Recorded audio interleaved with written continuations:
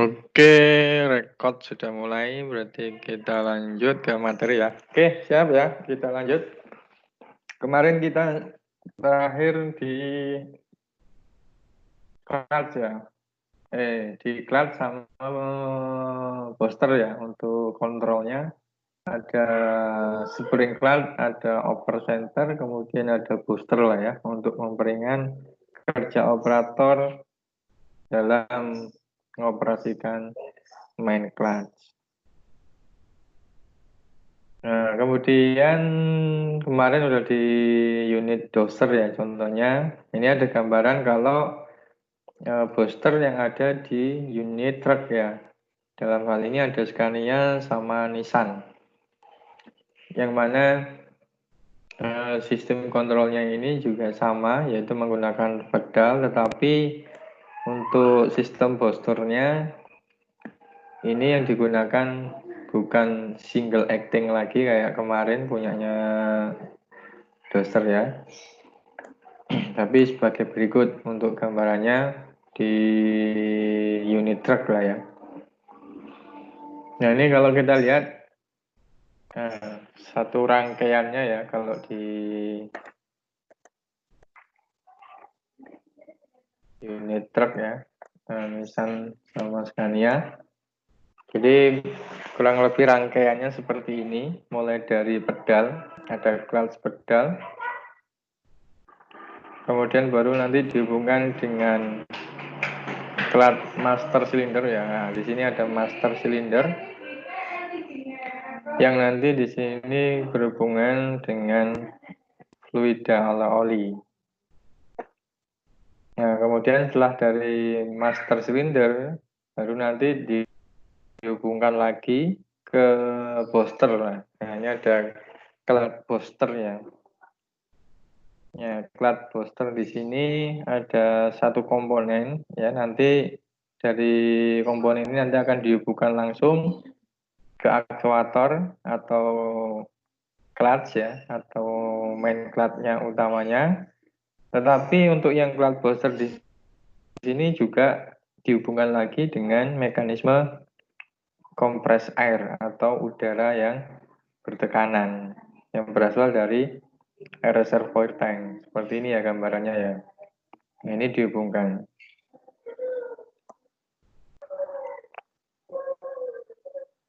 Nah, dari gambaran ini saya kira cukup jelas ya. Jadi ketika pedal ini sudah dioperasikan atau dilakukan penginjakan ya untuk melakukan disengage, nah maka nanti di situ akan terbantu juga nanti ada dua media ya. Satunya di sini ada oli, kemudian nanti juga dibantu juga dengan media udara. Nah ini kita baca ya. Ketika pedal clutch diinjak, maka akan muncul hydraulic pressure yang akan menuju ke kontrol valve ECI. Karena adanya hydraulic pressure, maka valve udara pada kontrol valve-nya akan terbuka. Sehingga udara dari air reservoir akan menuju ke power cylinder assembly, kemudian mendorong piston ke arah kanan dan akan mendirikan main clutch. Jadi kalau kemarin di doser itu menggunakan booster ya, untuk media memperingan penginjakan dalam mendisenjitkan clutch ya, main clutch ataupun over center. Sedangkan di truk di sini ada dua ya. Jadi mekanisme yang pertama ini ada master cylinder. Ini yang digunakan nanti untuk membuka jalur ya. Jadi ini membuka jalur udara yang berasal dari kompres air atau air reservoir ini.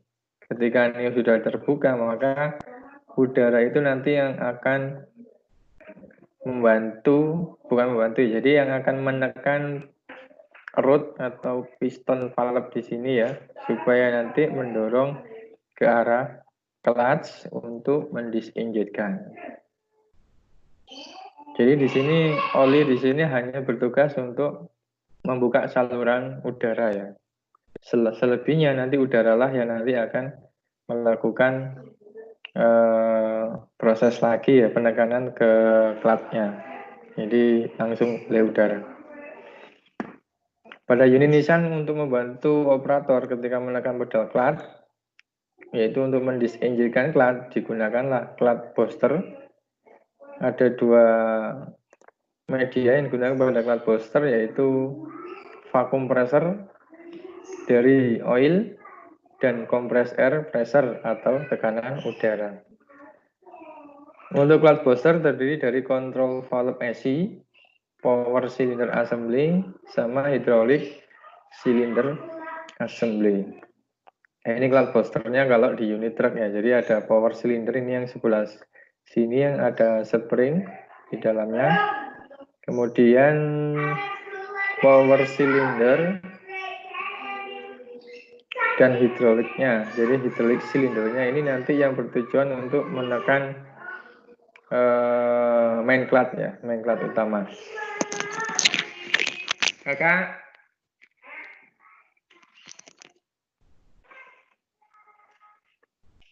Nah, seperti itu ya. Jadi ini beda banget antara yang unit truk sama unit alat berat ini ya. Doser ataupun yang lainnya. Dari gambar ini mungkin ada yang mau ditanyakan dari gambarnya truk ya untuk sistem clutch-nya. Ini lebih simpel ya dibandingkan kemarin. Kalau kemarin komponennya cukup banyak. Meskipun sebenarnya kalau di komponen utamanya cukup jelas ya, tapi banyak komponen tambahannya. Kalau di sini simpel. Jadi komponennya itu terlihat sendiri-sendiri, lihat terpisah. Dan sudah jadi satu komponen gitu. Untuk kontrolnya. Oke, sampai di sini ada yang mau ditanyakan mungkin?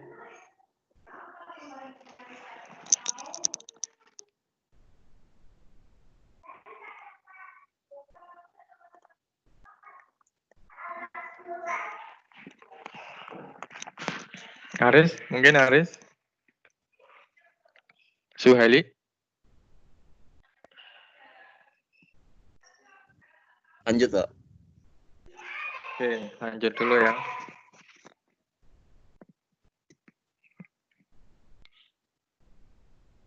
Oke, kita lanjut dulu.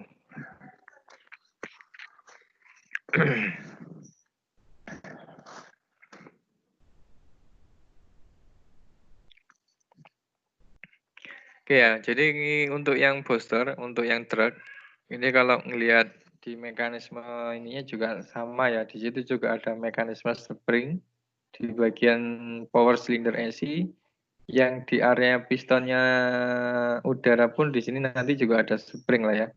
Jadi tetap kalau kita melihat nanti analisa ketika terjadi masalah di sistem clutch untuk unit truk, ini juga kita bisa melihat nih kira-kira ketika terjadi masalah itu apa kalau di sistem clutch-nya sendiri ya, sistem kontrolnya ya. Karena di sini kalau truk ada media oli, ada media udara kan gitu.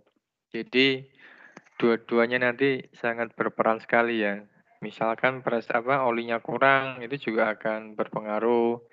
Udaranya, tekanannya kurang, itu juga akan berpengaruh terhadap proses untuk mendisenjitkan si clutch itu sendiri.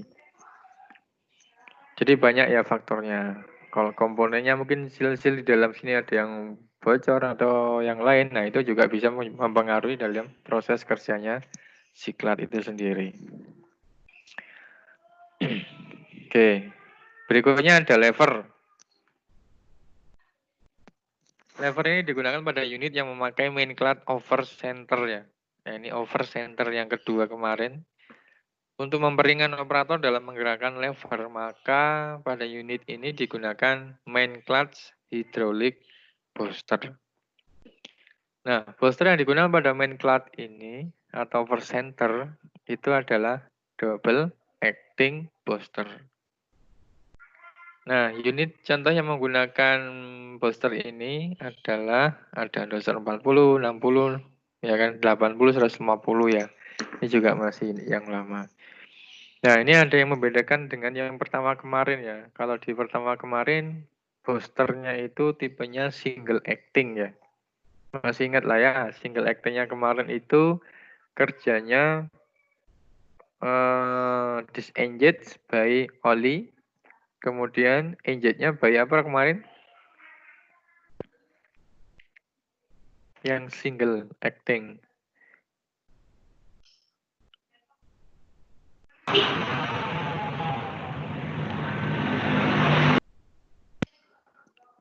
Dari apa?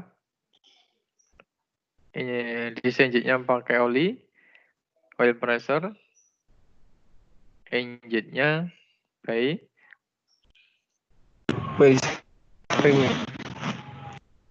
spring lah ya. Jadi spring nanti yang akan mengembalikan ke posisi engage lagi.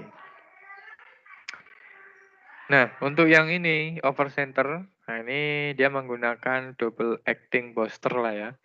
Jadi kalau di double acting sudah jelas, berarti baik dia itu engage maupun disengage-nya dia itu menggunakan media oli dua-duanya.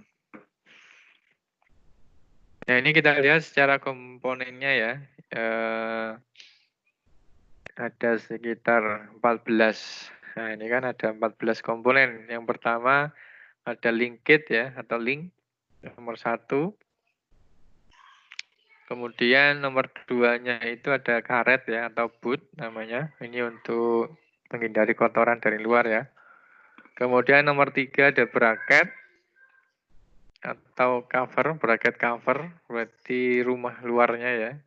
Kemudian nomor 4 itu ada spring lagi. Nah, ini juga ada 2 ya, spring besar sama spring kecil. Spring kecil itu berarti posisinya ada di bagian tengah biasanya ya. Kalau yang slug spring ada di bagian luar. Ini juga sama, keduanya akan berperan untuk menstabilkan supaya apa namanya ini, nomor 7 ini, valve spoolnya itu berada di area center gitu ya. Jadi dia selain mengembalikan juga menjaga posisinya supaya tetap stabil. Terus yang keenam ini ada piston. Ini ada piston. Kemudian nomor 7 itu ada valve spool sebenarnya. Terus 8 ini ada housing atau rumahnya valve ya. Ini rumahnya semuanya ini. 9-nya itu ada nut. Ada nut di bagian belakang. Kemudian ada kopling. Nah, ini yang paling apa nomor 10 ini nanti dia akan dihubungkan dengan lever ya. Release lever lah ya, kayak kemarin di situ. Nanti masuk ke sini.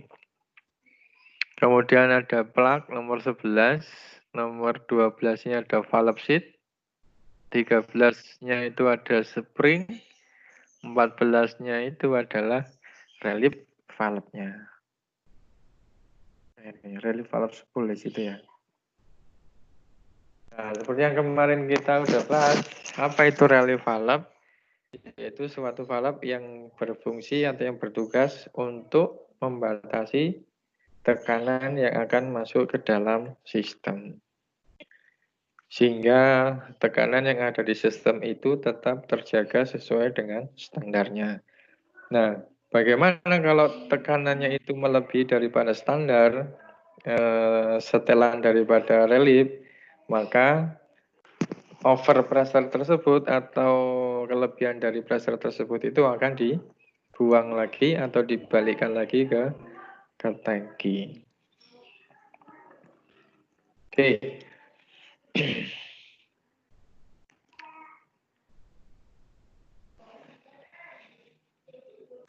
Oke, kita langsung ke ini ya, bawahnya ya.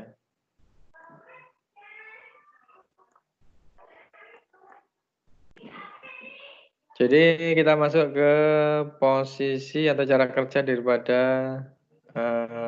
booster untuk yang double acting lah ya. Ini gambaran yang pertama ini main cloud dari posisi engage mau ke disengage. Nah, kita tinggal lihat di situ ya. Jadi ini ada gambaran di double acting booster tadi. Yang paling atas ini berasal dari pompa hidrolik pastinya ya. Ya, dari pompa hidrolik, supply pressure ya, masuk ke dalam area booster, kemudian masuk ke dalam valve ya. Ini ada spool juga. Nah, nanti yang hitam-hitam ini sudah terisi oli ya. Terisi dengan oli. Ya, yang di dalam sini nanti dia akan lama-kelamaan menekan spool nomor 1 ini ya. Karena ada tekanan dari oli yang di sini pun juga nanti ada tekanan dari oli. Sehingga efeknya nanti spool ini nomor 1 itu akan bergerak ke arah kiri lah ya kalau digambar. Ke arah kiri yang artinya adalah nanti mendisinjekkan clutch.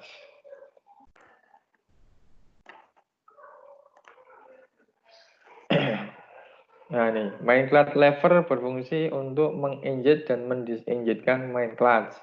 Pada saat lever digerakkan, maka akan menggerakkan spool double acting booster itu ke arah bawah seperti pada gambar untuk mendisinjekkan main clutch. Ketika booster spool nomor 1 tadi bergerak ke arah bawah, ini gambarnya harusnya kayak yang di awal tadi ya, jadi gerak ke bawah, maka oli mengalir ke port A melalui celah A dan mengisi port C serta menuju port E pada booster slip. Bentar ya.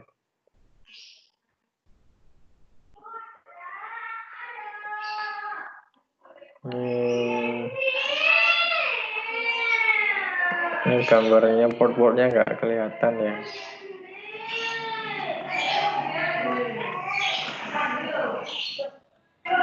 Nah ini ada port A, port B itu ini ya maksudnya ya. Kalau diperbesar nanti gambarnya muncul.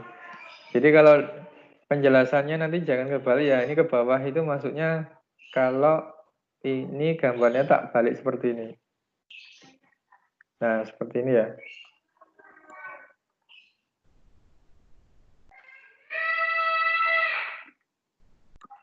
Ini port A, ini B,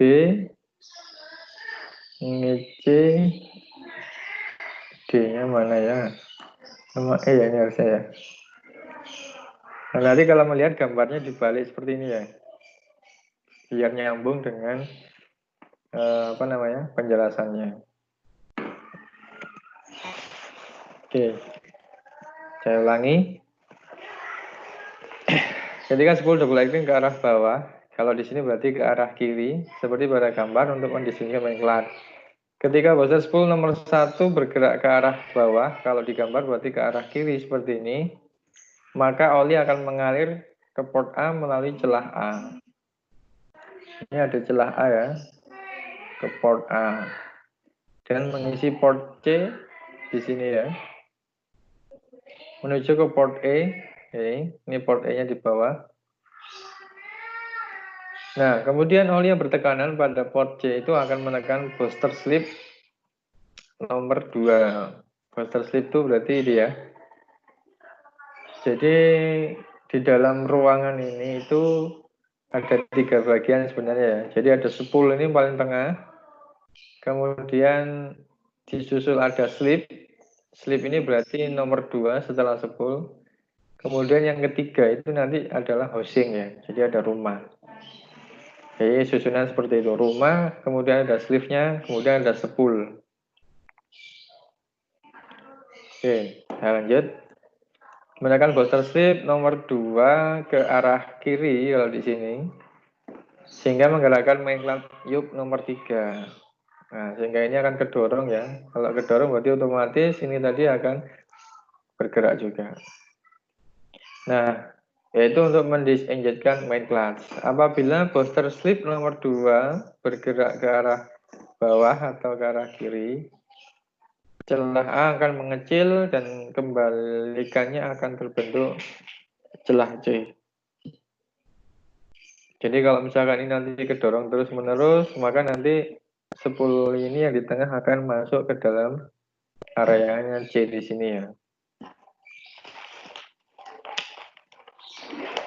Nah, terbentuknya celah C membuat oli pada port E itu keluar melalui port C, sehingga tidak ada oli yang akan mendorong booster slip nomor 2.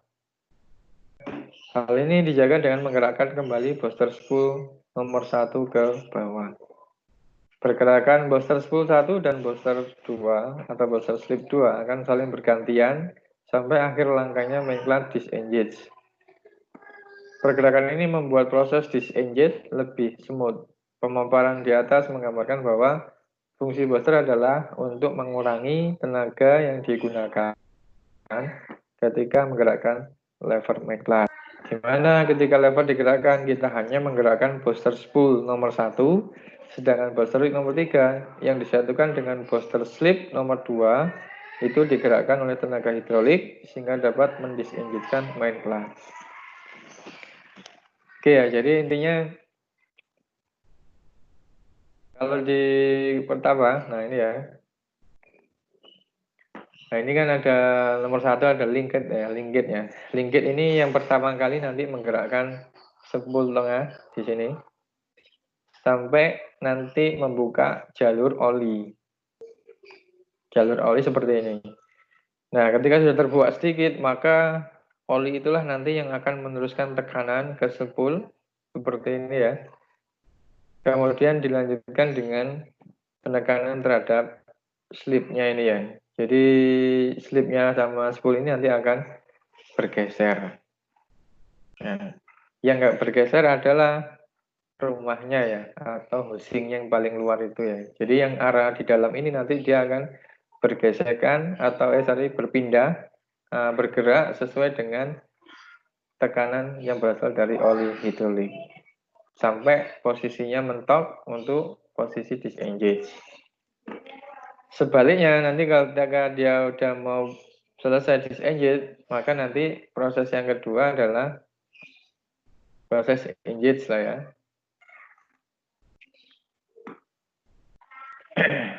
Nah, ini kita lihat bedanya ya. Nanti dari gambar sebelumnya dengan gambar ini tuh bedanya apa sih gitu kan. Nah, kalau tadi arah panahnya yang di atas sebelah ke arah kiri, sedangkan ini untuk proses engage spoolnya itu mengarah ke kanan ya. Nah, mengarah ke kanan. Nah, posisi ini kita lihat jalur oli yang berasal dari pump itu dia ternyata yang tadinya di area A sama C itu terhubung. Nah, sekarang karena udah ditarik, di sini areanya udah diblok ya. Udah ditutup. Nah, kalau udah ditutup, otomatis oli nggak bisa lewat sini lagi, makanya dia mencari jalan yang lain, yaitu melalui port B ini. Nah, melalui port B, kemudian karena ini satu ruangan, maka ini tembus ke bawah, kemudian turun lagi. Nah, ini berhubungan dengan port F ya. Port F berarti karena bentuknya itu lingkaran, berarti otomatis ini sama atas di sini nanti akan muncul atau ada oli dua-duanya ya, karena ini bentuknya bulat. Jadi ketika ini sudah turun ke bagian sini, otomatis nanti akan muter ke area luar sini.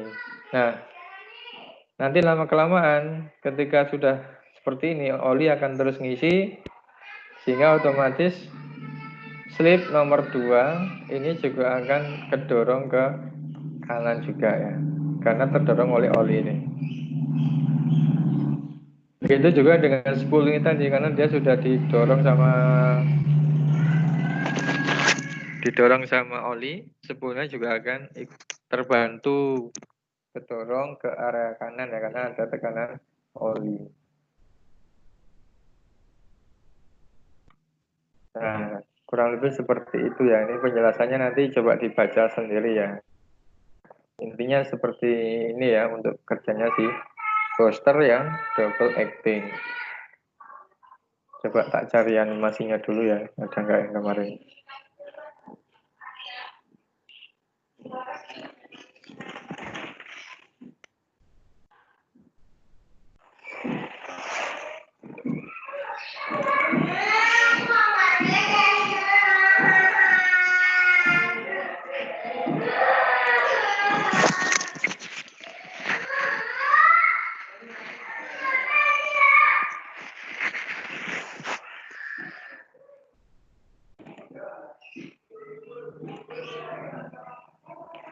Oke, kita lihat animasi dulu ya. Nanti tolong diperhatikan cara kerjanya ya.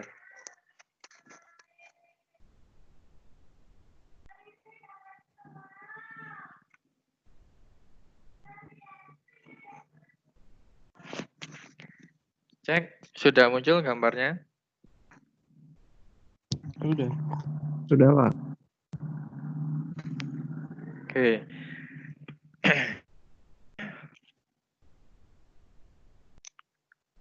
Nah, ini gambaran untuk main cloud yang double acting booster ya. Kalau digambar, nah seperti inilah ya. Jadi ada warna putih, ini tengah ini abu-abu, ini piston spoolnya. Kemudian yang warna biru tadi yang disebut dengan sleeve-nya ya. Yang disebut dengan sleeve. Jadi ini juga nggak jadi satu dengan yang warna hijau ya. Jadi ada hijau, biru sama abu-abu ini komponennya sendiri-sendiri ya. Nah ini kita coba nama dan fungsi ya. Nah ini yang pertama tadi ya, spool. Mengatur arah aliran oli menuju ke slip dan ke drain ya. Mengatur ya. Jadi ada dua pilihan ya, ke slip atau ke drain. Terus ini ada juga tambahan. Ini main cloud yoke atau rilisnya lever kemarin yang mirip. Meneruskan gerakan sleeve ke rilis lever dan collar pada main cloud over center untuk posisi engine atau disengage. Jadi ini nanti yang berhubungan dengan main cloud lah ya. Terus ini yang hijau, ini housingnya ya. Jadi pokoknya area luarnya itu disebut dengan housing. Fungsinya adalah tempat dudukan atau rumah dari komponen-komponen booster. Terus yang biru. Nah, ini yang biru. Ada sleeve, yaitu meneruskan tekanan oli yang digunakan untuk menggerakkan yoke ya. Jadi meneruskan tekanan oli yang digunakan untuk menggerakkan yoke. Yoke itu yang mana? Yoke tadi yang ini ya. Terus, nah ini ada, nah spring. Spring di situ adalah berfungsi untuk memposisikan antara spool dan slip agar pada posisi netral. Ini kembalikan lagi, jadi spring ini nanti juga membantu ya, membantu memposisikan antara spool dengan slip yang tengah sama yang warna biru ya, seperti itu. Pak, Ya, itu lipat dari bagian operatornya itu connect ke bagian mana Pak? yang mana? Lipat dari operatornya itu connectnya ke bagian yang mana? Ini nanti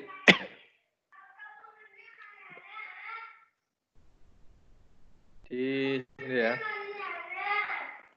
Kakak.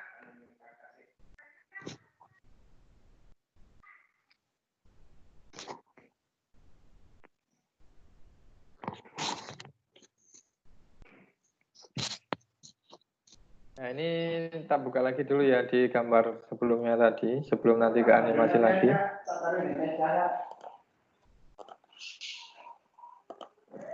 Nah ini gambar yang gedeannya tadi.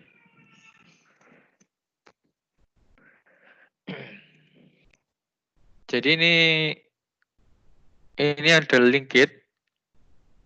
Nah, kalau tadi kan gambarnya booster ini saja ya. Nah ini link kitnya nanti dihubungkan dengan linknya nanti yang ini yang ke unit ya. Entah nanti di situ sistemnya lever atau pedal ya. Jadi ini yang digerakkan dulu, baru nanti akan dihubungkan ke piston spool.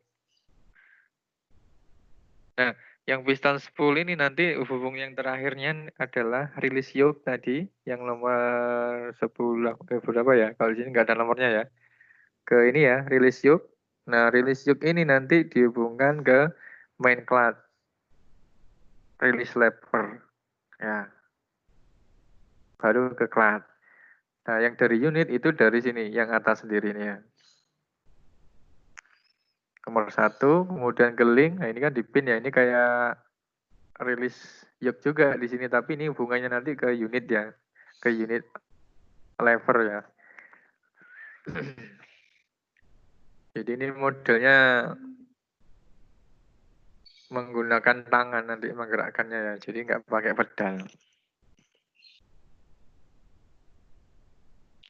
Di copy ya maksudnya ya. Oke, Pak. Oke, kita ke animasi dulu.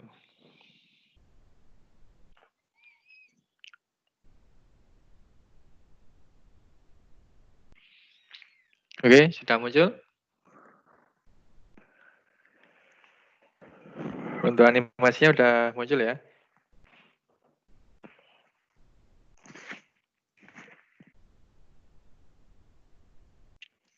Oke, tadi nama-namanya sudah kita lihat. Ini kalau dibongkar gambarnya seperti ini ya. Nah, ini komponennya.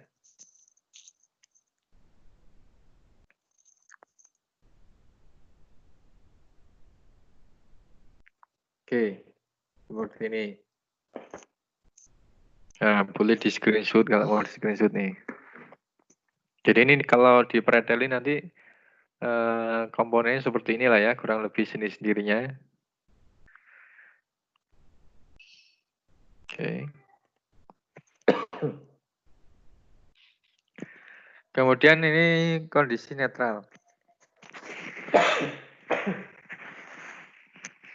Jadi ketika kondisi netral, Mioli masuk ke area dalam booster, kemudian menuju ke drain. Ya, menuju drain. Karena apa? Karena pedal boosternya belum digunakan. Jadi aliran oli mengalir-ngalir begitu saja ya. Dari pompa nanti balik lagi nge-drain ke oil pan, baru disedot lagi sama pompa.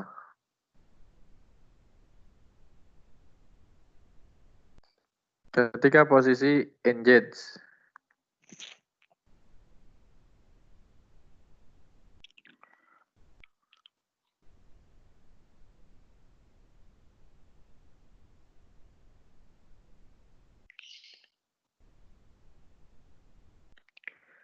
oke, untuk posisi engine, selalu diperhatikan ya.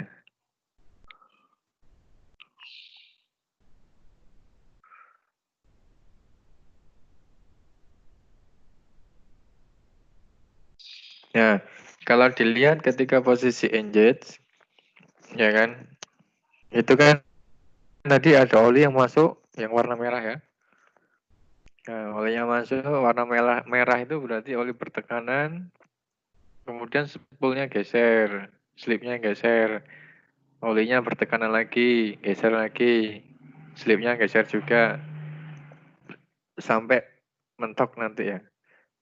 Nah, kalau sudah mentok, pressure-nya kemana? Nah, pressure-nya kemarin, nanti yang akan diatur oleh main relief valve, supaya nggak ada tekanan terus-menerus ke situ kan gitu. Oke, saya balik lagi, kemudian disengage.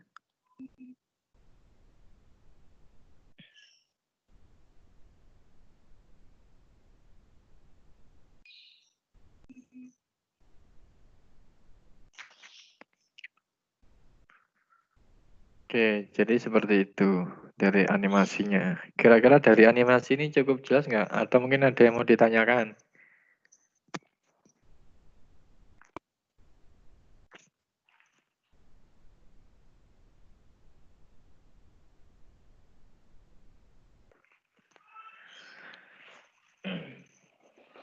Suheli, mana? Suheli? Ya, Pak. Ada yang mau ditanyakan nggak, Li, terkait dengan kerjanya?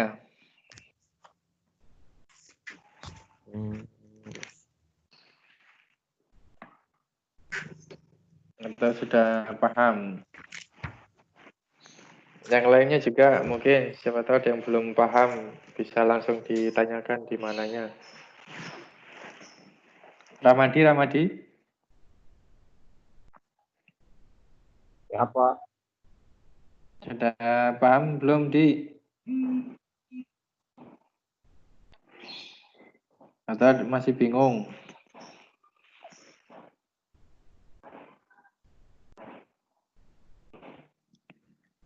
Berarti yang gerak itu yang biru itu, Bapak. Yang dianimasi ya? Hmm. Maksudnya? Maksudnya Jadi untuk oli itu di gambar animasi ini yang bergerak nanti ada dua komponen, yang biru sama yang putih, silver. Nah, yang warna hijau ini kan dia rumahnya atau housingnya, jadi ini fix, yang hijau ini nggak bergerak. Yang bergerak hanya komponen dalamnya aja, yang warna biru dengan yang warna abu-abu putih ini. Bapak.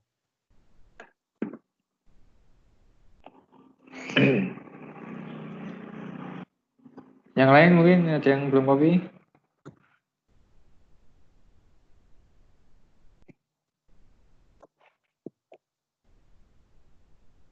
Sudah ya, kopi ya. Suheli tadi gimana, Suheli?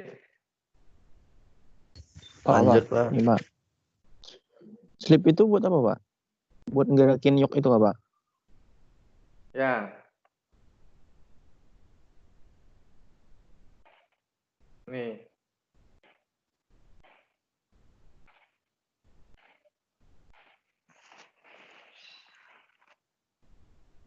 Jadi nanti antara slip dengan piston ini itu akan bergeraknya itu bergantian ya. Coba diperhatikan gambar biru sama yang sepul tengah itu.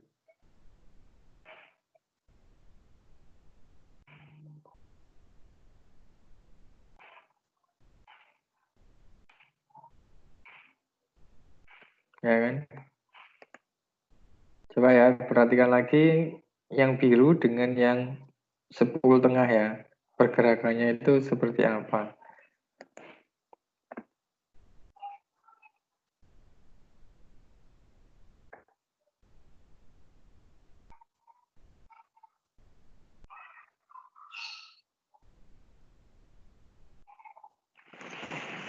Yang gerak dulu tadi yang mana? Yang biru atau yang putih?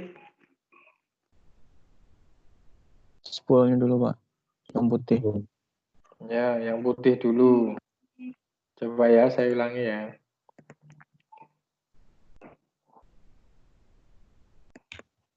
Nah, putih dulu, biru. Putih, biru. Putih, biru. Putih, biru. Birunya bergerak kenapa? Karena ada tekanan dari oli itu. Yang warna merah tadi itu tekanan oli apa? Oli bertekanan kan gitu. Ketika yang sepulnya ini bergerak ya belum warna merah. Karena sepul ini nanti hubungannya dengan rilis levernya atau linkage tadi ya, linkage ke lever, lever di unit. Nah, ini udah ketarik, slipnya kedorong oli, tarik, slipnya kedorong oli merah, dan seterusnya.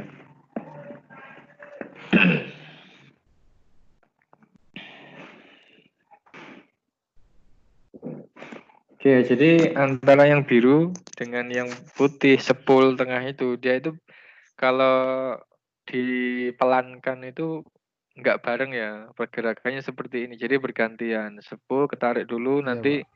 sleeve-nya akan mengikuti karena ada tekanan oli. Kemudian ditarik lagi, sleeve-nya dorong lagi, kedorong lagi, dan seterusnya seperti itu. Cuman kalau di aktual unit operasi itu ya cepet aktualnya ya nggak seperti ini. Slow motion ini kan slow motionnya aja ya untuk mempermudah pemahamannya. Tapi kalau sudah aktual di unit ya ini nggak kelihatan. Jadi otomatis ketika lever ditarik itu sebenarnya sleeve itu udah langsung siap standby untuk kerja gitu kan, sehingga nggak harus nunggu tarik sleeve-nya gerak, ini nggak gitu. Maksudnya jadi kayak waktu itunya itu cepet banget gitu kan, nggak kelihatan. Kalau di gambar animasinya ini memang sengaja dipelankan ya, biar nanti tahu oh ini pergerakan spool, slip itu kelihatan gitu ya pergerakannya. Tapi kalau sudah aktual di unit, ya itu udah nggak kelihatan pergantiannya ya. Ya meskipun sebenarnya bergantian, tapi waktunya terlalu cepat. Jadi sampai-sampai mungkin nggak kelihatan kalau itu bergantian pergerakannya. Kayak ya kemarin kalau di mobil atau di motor, kalau kita aktifkan kopling kan nggak terasa ini ya, apa namanya, ya karena saking semutnya itu ya, karena pergerakannya itu cepat sekali, jadi kelihatannya itu cepat. Ya kalau aktualnya sebenarnya itu ya tetap bergantian ya, spool dulu slip, slip, spool lagi, slip, spool lagi, slip kayak gitu. Itu untuk kerjanya ya. Tapi kalau secara aktual unit nanti nggak kelihatan itu pergantiannya itu ya, karena saking cepatnya. Begitu ya untuk double acting booster lah ya. Yang lain mungkin ada yang mau tanyain? Animasi? Saya kira cukup jelas ya untuk animasinya ya. Ya Pak, cukup jelas Pak.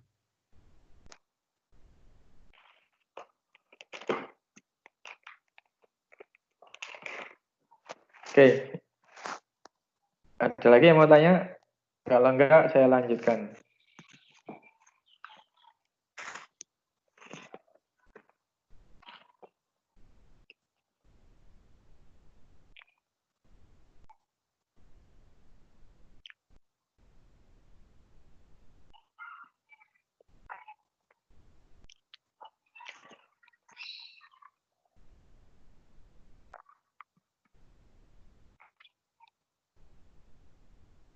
Kira-kira nih, kalau misalkan ini ya, gambar ini muncul ya, posisi injit ya. Ini mau ke arah injit nih ceritanya. Misalkan spoolnya di bagian tengah di sini itu sudah aus. Jadi ukuran apa? Spoolnya ini ada sekret atau mungkin aus di bagian tengah-tengah seperti ini ya.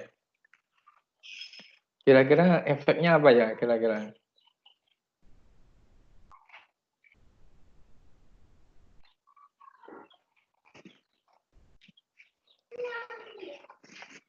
Coba kira-kira efeknya apa nih? Kalau misalkan di sini spoolnya itu ada yang sekret. Sekret itu baret itu ya, gores-gores, atau mungkin ukurannya udah aus. Kemungkinan oli bisa masuk Pak. Gimana?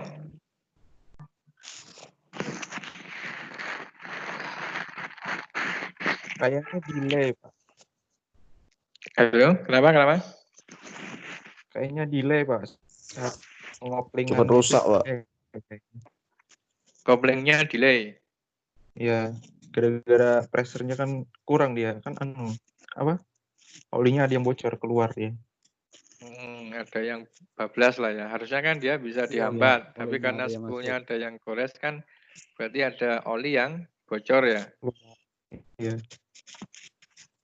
Bisa jadi koplingnya juga nanti akan agak berat kan gitu. Itu kalau bocornya kecil ya. Tapi kalau bocornya besar, misalkan sekretnya itu besar nih di sini.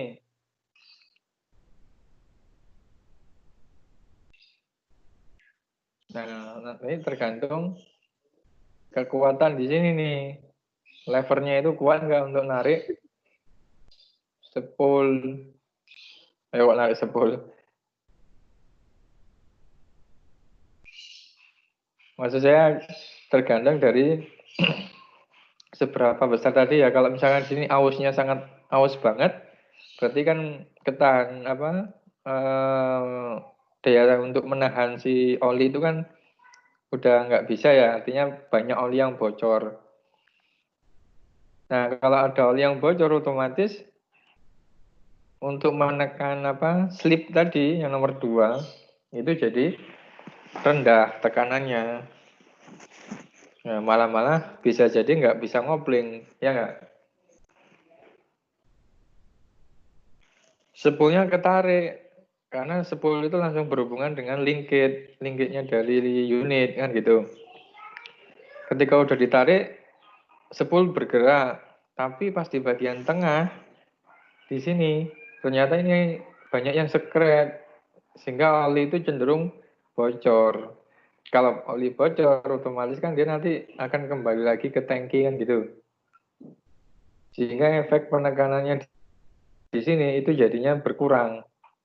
Kalau sekretnya sedikit, ya bisa jadi masih bisa lah untuk membantu menggerakkan sleeve. Tapi kalau misalkan bocornya besar, ya otomatis nanti nggak bergerak-gerak tuh nanti rilis tube-nya ini ya. Tergantung nanti posisi ya. Jadi bisa dua-duanya, mau karena ini double booster ya, double acting cylinder ya. Jadi dua-duanya pakai oli. Jadi mau inject juga susah, mau disinject pun juga susah. Gitu ya. Itu kalau ada kasus spoolnya itu udah aus, sudah sekret besar kan gitu. Nah, ada juga kasus misalkan spoolnya ini nggak mau gesek, misalkan ngejam kan gitu ya, nggak mau gerak lah intinya. Ya tinggal dilihat nanti dia posisinya apa, ngejamnya itu ngejam pada saat engage atau ngejam pada saat disengage.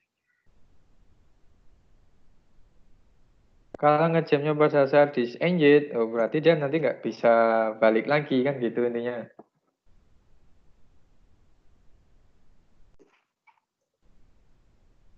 Sebentar kok nggak bisa ngecas ya.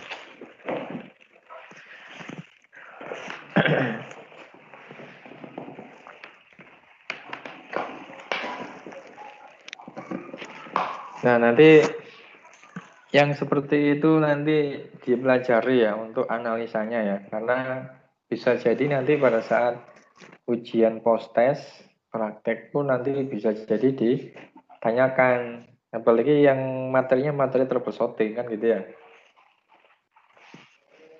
Jadi analisa kecil seperti itu sudah, harapannya sudah tahu lah ya.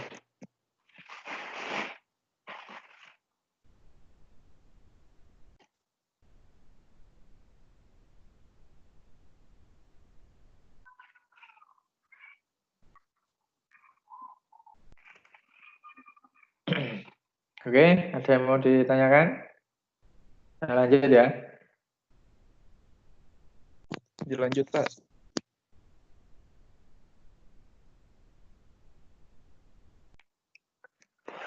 Nah, ini gambaran garis besarnya ya, atau yang versinya cukup lengkap nih. Jadi kalau main clad dihubungkan dengan booster, kemudian ini pompanya juga ada juga di sini ya pompanya. Nah, ini berarti kalau yang hitam-hitam ini jalur oli lah ya. Jalur olinya. Bisa piping ataupun hose lah ya. Jadi ini main clad, ada komponen-komponen main clad ya, di split di sini, di bagian bawah di sini itu ada reservoir atau oil pan-nya ya. Oil pan, kemudian di atasnya ada strainer. Nah, dari strainer ini nanti dihubungkan dengan pompa ya. Jadi pompa ini nanti menghisap oli dari oil pan-nya clad ini. Disedot melewati strainer dulu ya, supaya lebih bersih. Kemudian dihisap, baru dikirim atau disuplai, didistribusikan ke booster ini, yang tadi itu ya. Nah, tergantung nanti linkage-nya ini mau diarahkan ke disengage atau ke engage.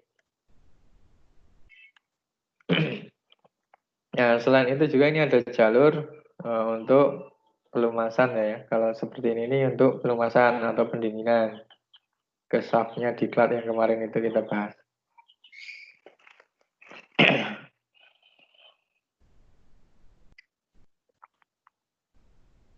Nah, ini main reliefnya di sini ya, main reliefnya ya. Jadi ini main relief di sini ini yang membatasi nanti tekanan dari pompa ini.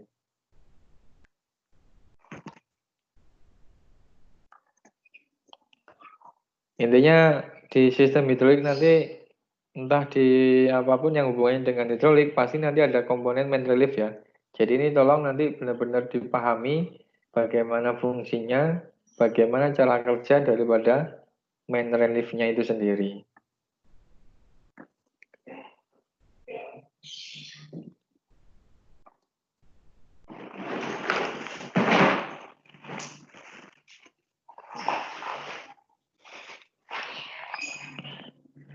Ini gambaran komponen, kelihatan komponen gede-gedeannya ya.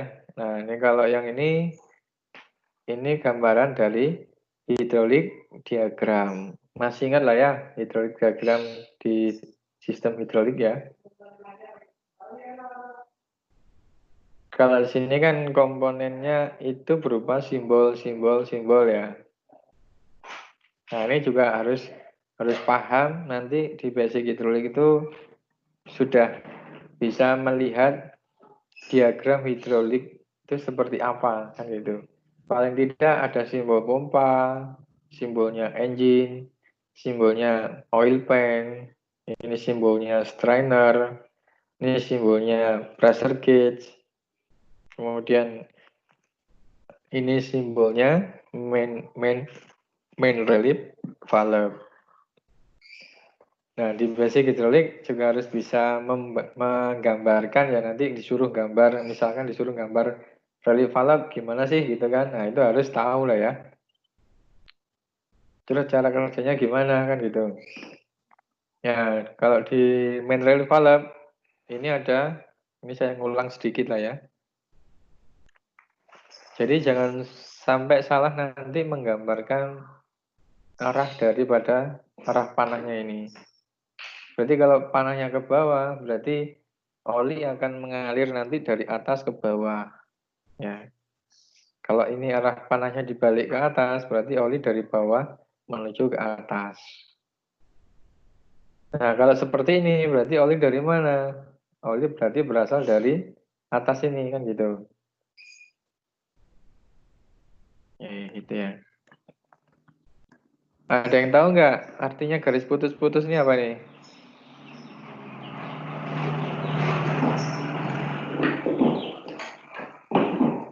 Itu jalur buat dia dorong itu Pak, buat melawan spring. Ya, bedanya garis putus-putus sama garis penuh ini apa? Jalur alternatifnya, Pak. Jalur pintas Pak. Jalur pintas ya. Ada yang lain?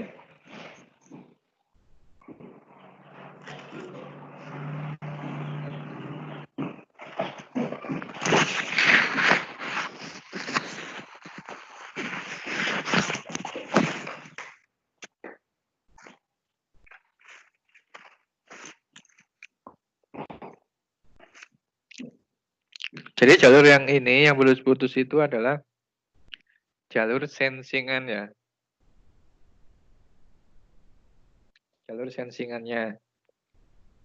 Nah, yang jalurnya nggak putus-putus ini adalah jalur utama. Jalur utamanya oli. Nah, kalau di sini berarti jalur sensingan bisa jadi nanti ada perubahan diameter daripada pipingnya atau jalur jalannya oli itu beda ya ukurannya, bisa jadi seperti itu. Makanya di sini garisnya udah beda. Ini putus-putus hanya untuk memberikan sensingan nanti untuk mendorong spool melawan spring. Jadi fungsinya tadi udah benar, mendorong spring ini karena ada sensingan dari sini. Ini normalinya berarti normali apa ini kalau di valve seperti ini? Normalinya normali open atau normali close?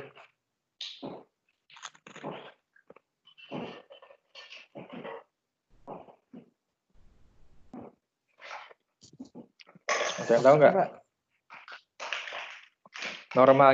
Normalnya si valve ini.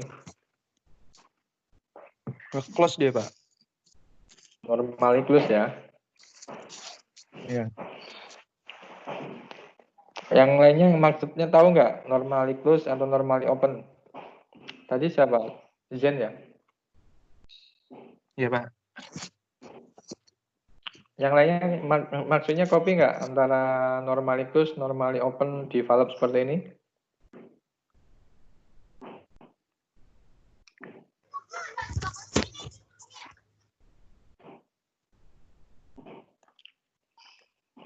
Kalau diam berarti saya nggak tahu loh ya. Tahu nggak? Nggak tahu diam aja. Nggak tahu, Pak. Nah, gitu dong, ngomong kalau nggak tahu, jangan diam. Siap. Zen, jelaskan Zen.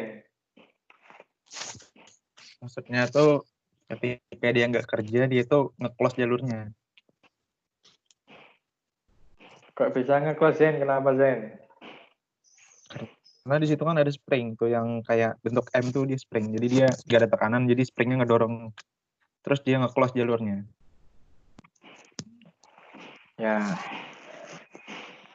Paham nggak yang lain?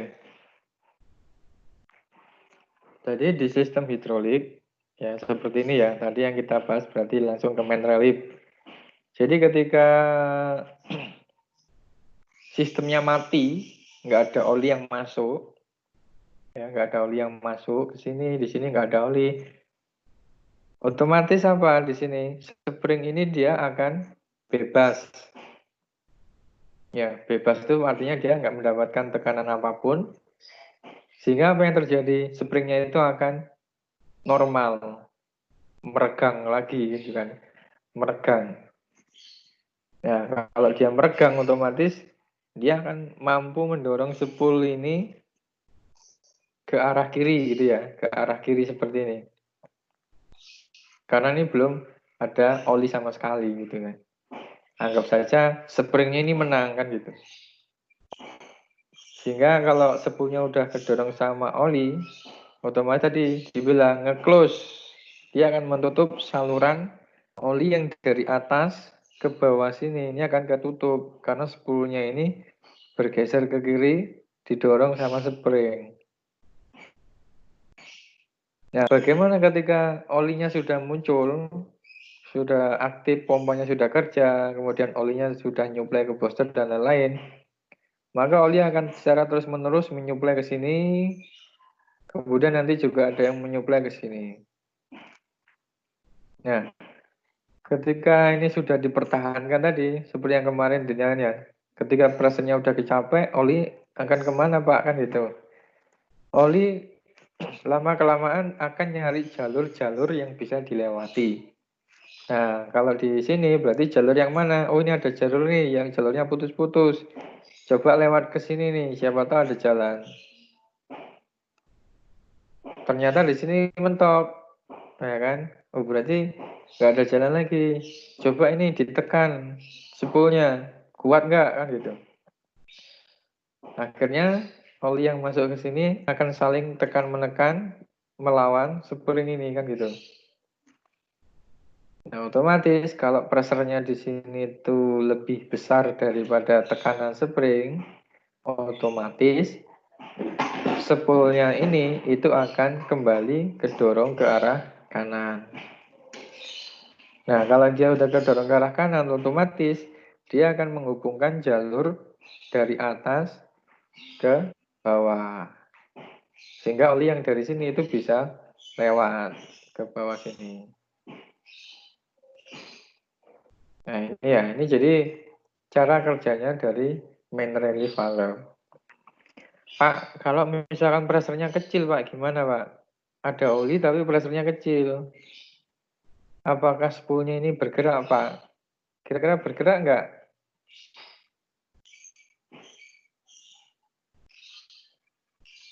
Spoolnya kira-kira bergerak nggak? Kalau pressure-nya di sini tuh kecil. Enggak, Ada Pak. oli tapi ya nggak gerak. Kenapa? Karena pressure-nya Nggak kecil. gerak, Pak, nggak gerak. Biasanya di main relief itu dia ditulis tuh tekanannya berapa? 33 kilo. Ini contoh ya. 33 kilo per sentimeter persegi itu adalah tekanan spring di sini. Nah, berarti butuh berapa tekanannya supaya spring ini bisa ke dorong.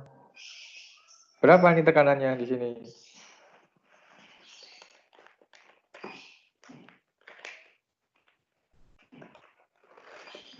Butuh berapa tekanannya supaya bisa mendorong spring? 34. Berapa?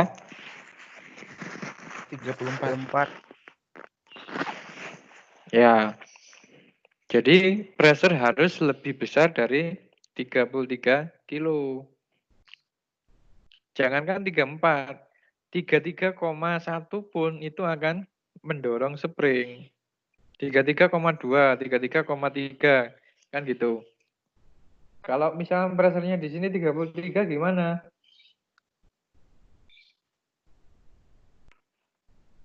Akan terjadi pergerakan spool atau enggak?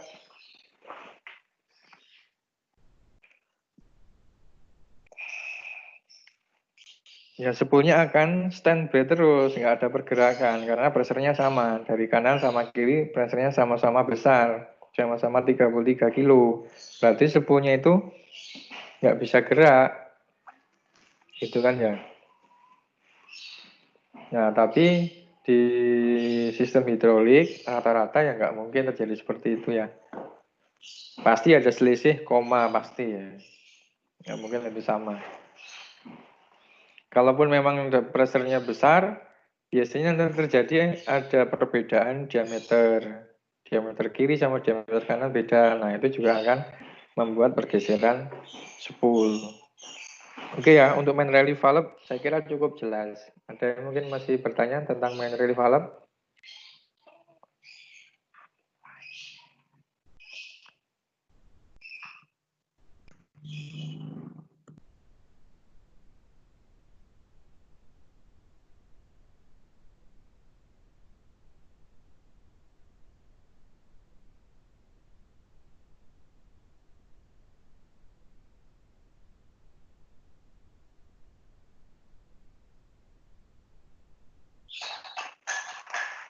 Ada yang mau tanya lagi untuk main relief? Ini akan ke bawah terus ya untuk main relief ini selama sampai ketemu dengan sistem hidrolik apapun itu pasti ada loh ya main relief ini.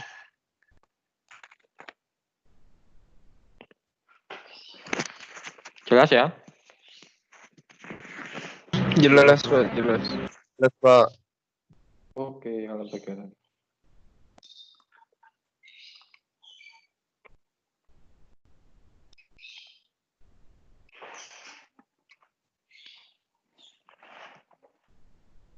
Oke, yang tadi itu gambar diagram simbol daripada main relief ya. Nah, sekarang ini gambaran aktualnya. Nah, coba dilihat perbedaan gambar sebelah kiri dengan sebelah kanan. Apa yang membuat beda? Coba sebut nama, jelaskan.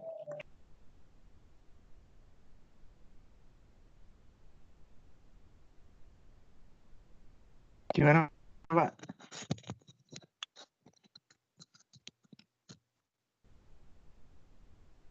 Coba jelaskan perbedaan gambar di kiri yang ini sama gambar sebelah kanan. Kira-kira apanya yang beda dan terus kenapa kok bisa beda? Nah, coba siapa yang berani menjelaskan? Jainuddin, Pak. Oke, Harusnya, Pak. ayo. Kok tunjuk-tunjukkan gimana? Itu, Pak, main reliefnya beda, Pak, coba. Salah nggak apa-apa. Letak main reliefnya sudah beda, Pak. Letak apanya? Main reliefnya beda. Nah, bedanya apa nih? Yang sebelah kiri itu kan masih nutup. Yang sebelah kanan tuh dia udah Ah, ngebuka garanya. Yang di kiri itu kan berpressure terus jadinya ngedorong si main relief. Jadinya akhirnya kebuka kayak di kanan itu. ya. Jadi gambar di sebelah kiri ini ketika terjadi pressure yang semakin besar, ya kan? Ini komponen aktualnya main relief ya, yang tadi ya. Jadi kalau misalkan ini misalkan nggak ada oli, berarti posisinya kan masih seperti ini ya. Jadi spring di sini itu menang, mendorong spool ini menutup jalur. Ini jadi posisinya pintunya tertutup. Nah, seiring dengan bertambahnya oli secara terus-menerus, lama-lama kelamaan akan terjadi back pressure ya, atau head pressure. Nah, kalau sudah terjadi head pressure, otomatis tadi ada perlawanan ke arah spring ini kan gitu. Karena springnya ini ternyata pressure-nya lebih rendah daripada hydraulic pressure, hydraulic oil, maka yang terjadi adalah springnya ini akan kedorong.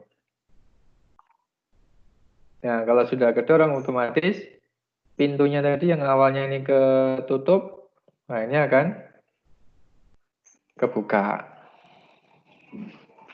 Nah, kalau ini kebuka, terus olinya kemana nih?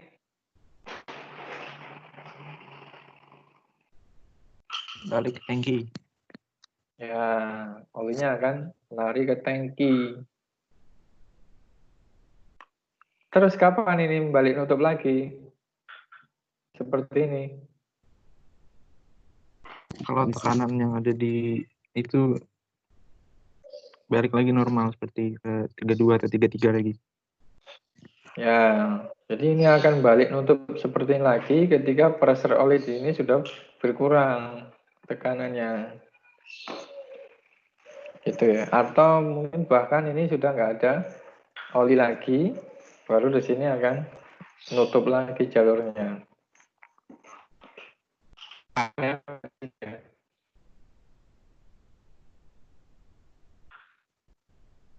Yang lain paham ya?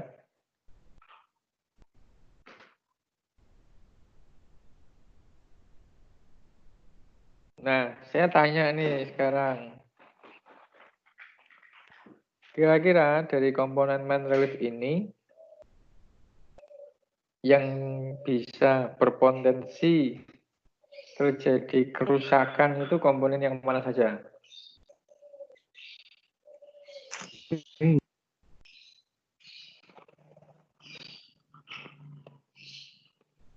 Halo?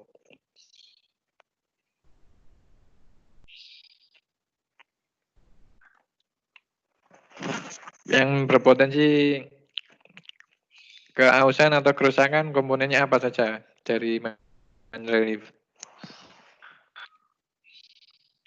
Springnya bisa, Pak. Spring bisa, terus apa lagi?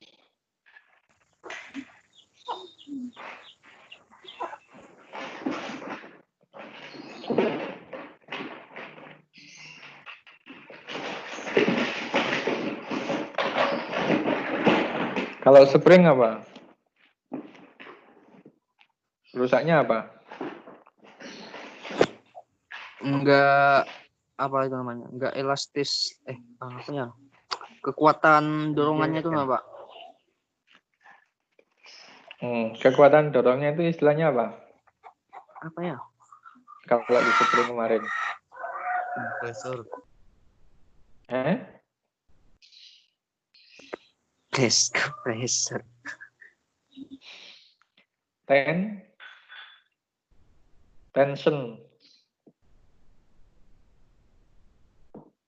Tension spring atau kekencangan spring lah ya, gaya tekan springnya. Oke ya, jadi tension spring. Terus satu lagi apa lagi?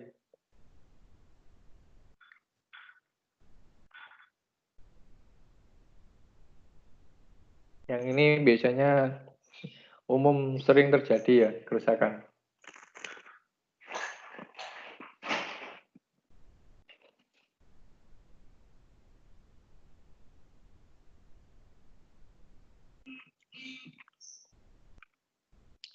Apa kira-kira?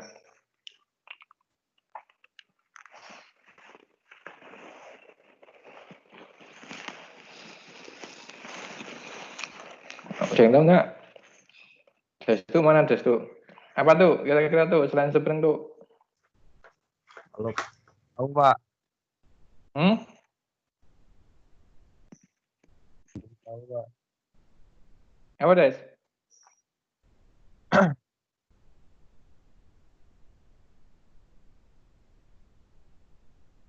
Selain spring.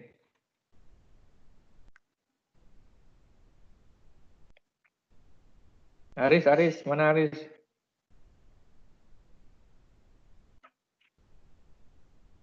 Ya, Pak. Selain spring apa Aris? Yang sering aus Aris? Kira-kira kalau di main relief. Sepulnya, Pak.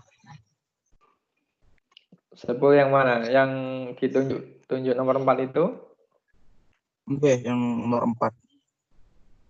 Ausnya seperti apa, Aris? Apa ya nyebutnya itu ya? Kayak Bahasamu, Wis, apa kira-kira secara bahasamu tuh ausnya itu aus apanya sih gitu?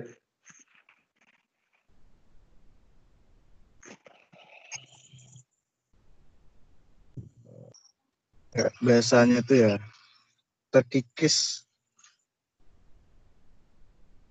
Aus kaki. Terkikis lah ya.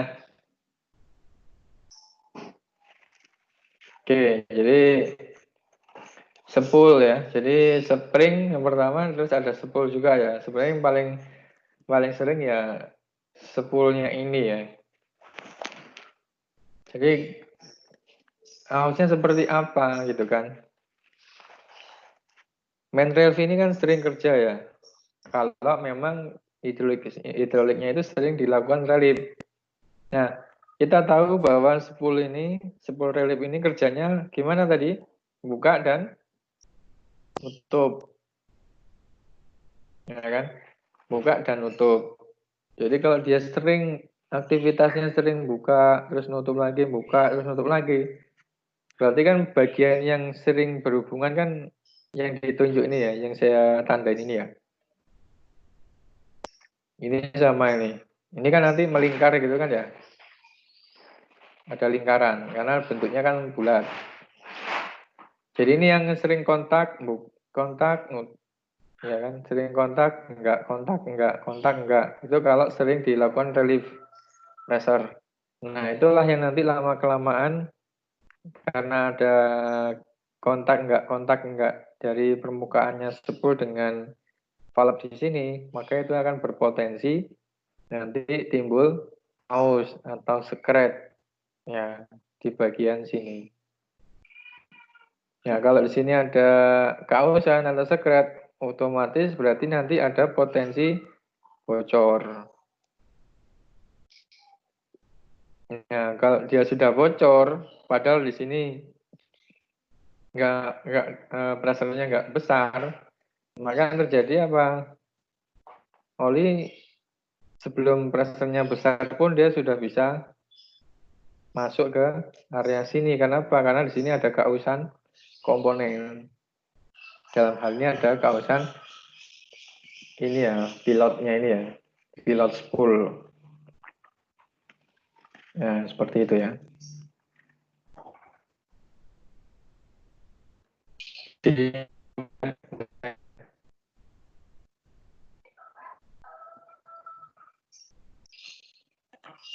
ada yang masih bingung terkait dengan Mandarin?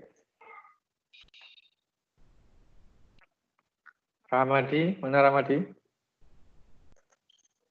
Siapa? Gimana di paham nggak kira-kira kerjanya ini yang saya tunjuk di situ? Siapa? Paham. Yang lain mungkin kalau yang ada yang belum paham silakan ngomong loh ya.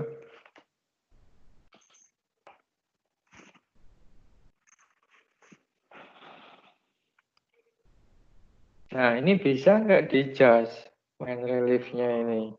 Biasanya main relief ini bisa di-jas. Nah, ini ada adjustment-nya. Ya, adjustment-nya ini gimana? Ya, ketika ini diputar, nanti efeknya adalah menambah tension spring atau mengurangi tension spring kan gitu.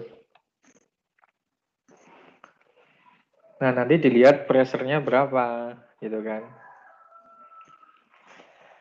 Kalau tadi standarnya berapa? 30? 33 kilo. Ya, 33 kilo. Jadi kalau misalnya kita tes di pressure gauge, pressure-nya kok misalkan cuma 30 kilo, berarti coba kita lakukan pengejasan. Dikencengin, berarti diputar sebelah kanan ya, mengarah ke kanan dengan tujuan menambah tension springnya. Nah, nanti diputar 1 kali putaran, dilihat pressure-nya. Oh, masih 31. Tambah lagi sedikit. 32. Tambah lagi sedikit. 33. Nah, berarti udah cukup. Berarti udah nggak usah dicas lagi. Nah, kalau kelebihan gimana? Kalau kelebihan tinggal diputar kebalikan arahnya. Secara garis besar untuk main relief seperti itu ya. Oke ya, di copy lah ya untuk main relief.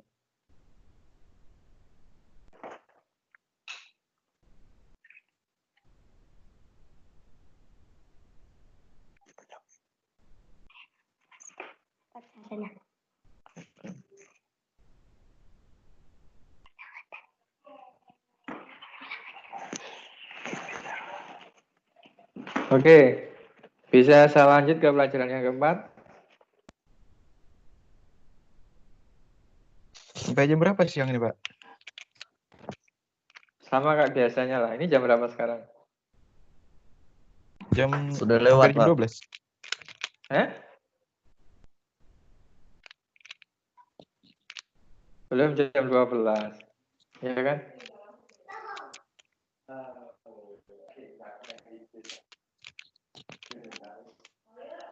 Sepuluh menit lagi lah ya.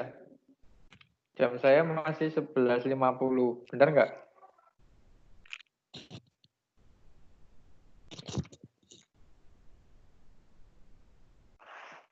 Di sana jam berapa di sana? 12.51, Pak. Berapa? Jam 11. 11.4. 11.51, Pak. 11.51. 5 menit lagi lah ya. Oke, ini saya lanjut sedikit. Nah, ini kan habis itu udah, nah nanti lanjut bab 2. Oke, ini yang pelajaran keempat tentang inertia brake. Nah, ini secara strukturnya ya, untuk bulldozer yang mana merupakan unit yang tidak dianjurkan untuk travel terlalu jauh. Pada saat main clutch di disengage dan transmisi pada kondisi netral, maka unit itu akan berhenti. Karena main clutch output shaft-nya tidak berputar. Nah, ketika engine dimatikan, maka main clutch shaft masih berputar karena adanya putaran sisa atau inersia istilahnya. Begitu juga input shaft transmisi yang terhubung dengan universal joint itu juga masih berputar. Pada saat perpindahan gigi transmisi atau istilahnya adalah gear shifting, maka input shaft transmisi masih berputar karena adanya sisa putaran. Nah, hal ini akan mengakibatkan beberapa kerusakan seperti rusaknya roda gigi transmisi dan suara yang cukup ramai atau berisik. Nah, untuk mengantisipasi permasalahan ini, maka unit itu dilengkapi dengan inertia brake di belakang daripada main clutch-nya. Nah, jadi intinya sih untuk inertia brake ini secara garis besarnya adalah untuk menghentikan sisa-sisa putaran dari main clutch tadi ya. Ketika posisinya sudah disengage. Nah, ini kan gedeannya ini ada main clutch ya. Ada main clutch, esi. Nah, untuk inertia brake-nya itu dia posisinya ada di sini nih. Di shaft-nya ya, shaft tengah. Ya, nanti dia berfungsi untuk melakukan pengebrekan terhadap shaft itu sendiri ketika terjadi inersia putaran atau putaran sisa. Nah, komponennya apa? Oh, komponennya ada brake drum, main clutch shaft, sama brake band. Ini kayak kampas rem gitu lah intinya. Kayak rem apa ya? Di mobil itu ya, tromol itu kayaknya modelnya. Nah, sistemnya kayak seperti itu pakai tromol atau brake drum. Nah, cara kerjanya ini apa? Inersia brake ini digerakkan oleh lever main clutch pada operator seat. Dengan menggerakkan main clutch lever,